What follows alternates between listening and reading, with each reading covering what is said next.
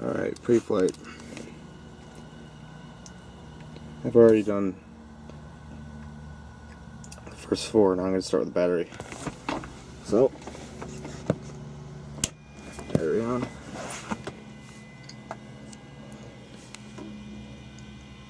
Fuel gauges, check quantity, make sure we have enough.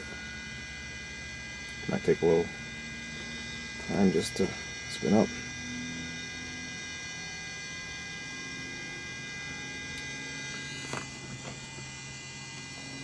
Annunciator panels eliminated.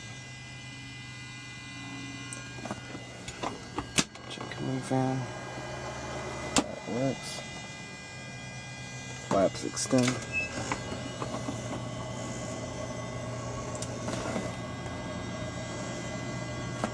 And lights.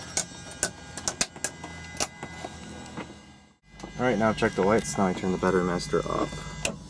And then turn all those off.